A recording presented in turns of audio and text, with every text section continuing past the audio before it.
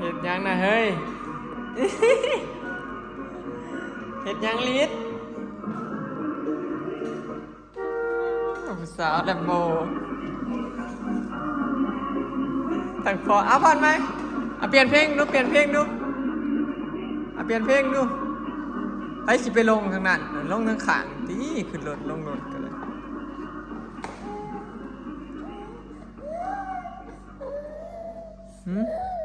หยัง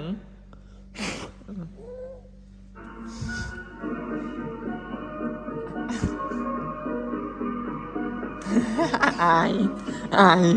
เอาเปลี่ยนเพลงให้เพิ่นก่อน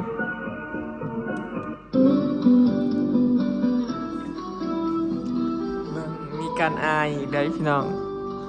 คันทำบริถ่ายคลิปนะเพิ่นบ่ได้อันนั้นน่ะอายจะสบายดีสบายดีจ้าจะ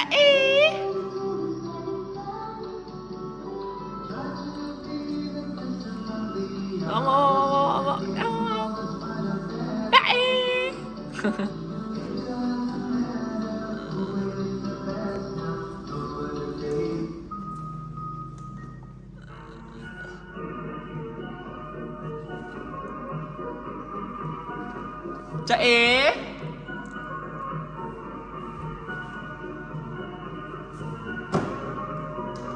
เน่เน่เพลงคือเซ็ตเพลงคือดับบ่มีไงเพิ่นออกหน้าพี่น้องสบายดีเด้อพี่น้องสบายดีบ่ทุกคู่ทุกคนเนาะสบายดียามเช้าจ้า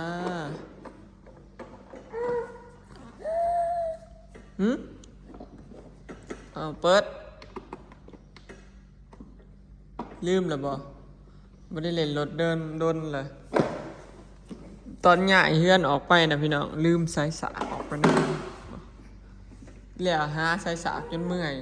แล้วหาก็เห็นสายสากอยู่ในนี้ก็เลยมาสากให้เพิ่นเล่นบัดนี้เอาเปิดเพลงนี่มาเปิดเร็วไปปิดมันยังหลดอ่ะเปิดรถเว้ย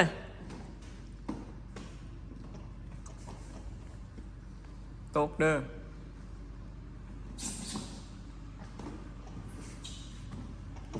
เอ้า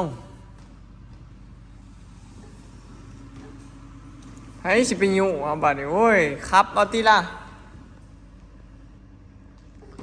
สิยุ่งมันไปใส่ว้าย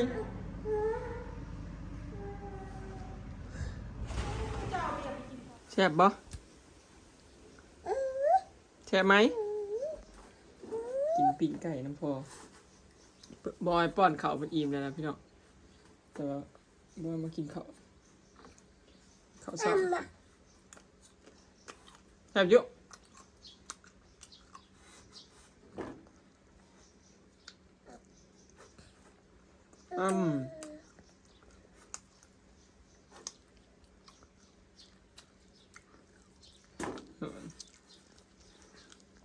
แซ่บบ่ลูก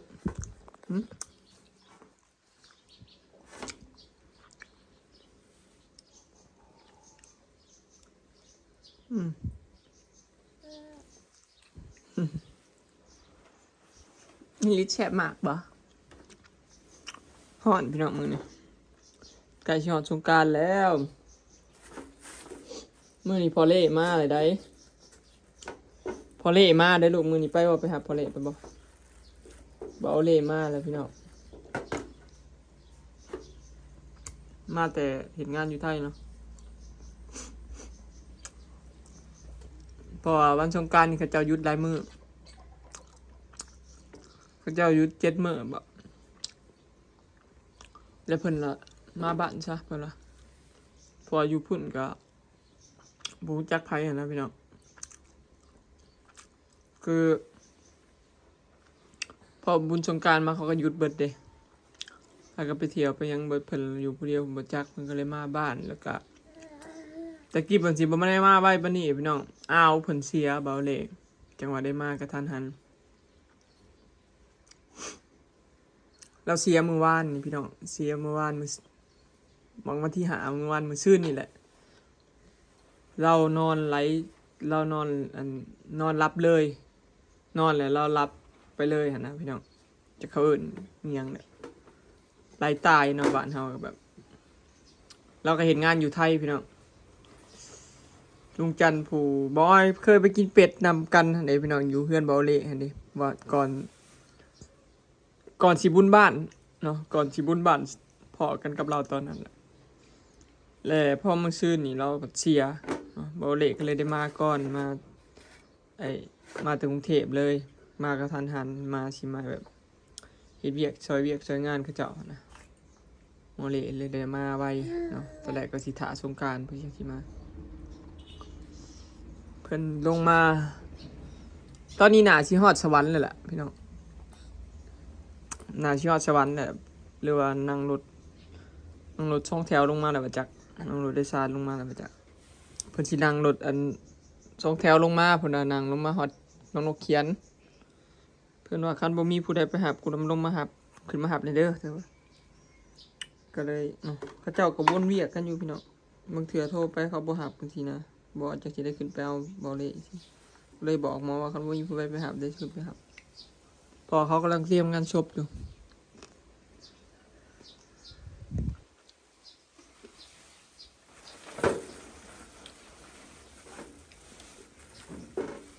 ศพเราก็หากะมาฮอดวันเสาร์พี่น้องเดินทางมาถึงกรุงเทพเขาจะเอาขามาลาว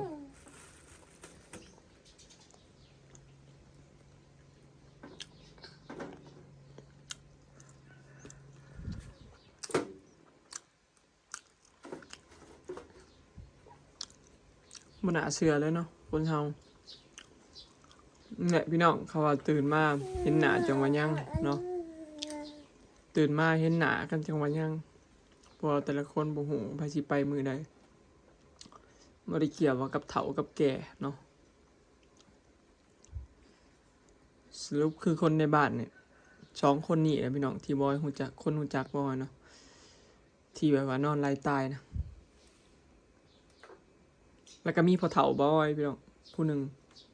แล้วก็เป็นแบบนี้แหละแล้วก็นอนหลับไปเลยเพื่อน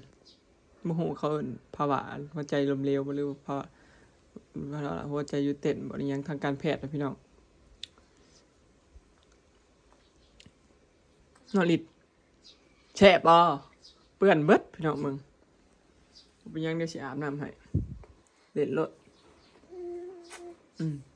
เล่นโลดกินทั้งเปื้อนแล้วเนาะอยากกินเองเดี๋ยวนี้พี่น้องกินเองบ่ค่อยให้ป้อนดอกป้อนก็ให้เห็นปีกไก่มาพอเอาให้มาย่างสิเอากระดูกมาบ่อย่าดึงไปเบิดได้พอสิกินเลยทางเบิ่งรอบบ่ายรอบช่วยพี่น้องบอกว่ามันเสือกับสิเมื่อโมบุญมากินทานปล่อยแซ่บบ่สตาร์ทลูกสตาร์ทรถอย่างหน่อยให้กูสตาร์ทรถให้มึงก็ยังดีสตาร์ทรถลืมแล้วบ่กดสตาร์ทนะแม่นี่กดปุ่มสตาร์ทนี่ลิด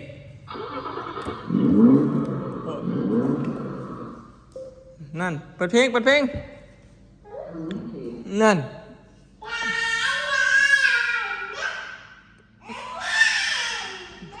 เสียงเขาติดแคมจักหน่อยกินข้าวแล้วฮะก็แล้วพี่น้องจึงสิพาไปอาบน้ำจักหน่อยเนาะแตกอัดไว้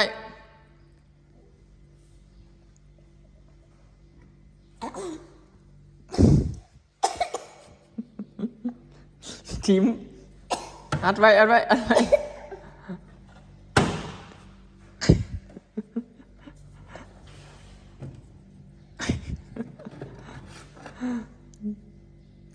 ฮ็ดเอ้า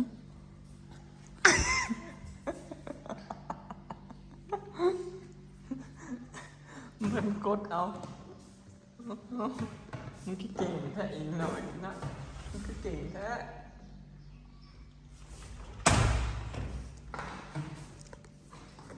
อันไว้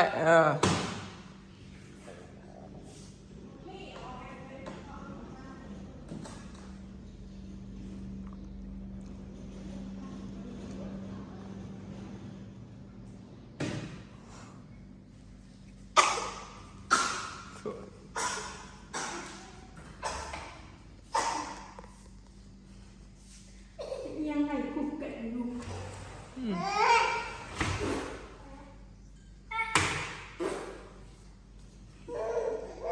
ไม่หยอก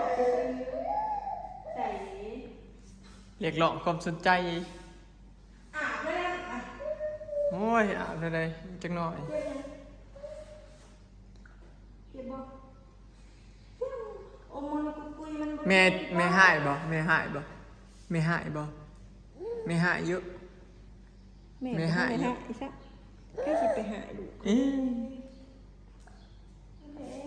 งแพงแพงเอาไม่แพง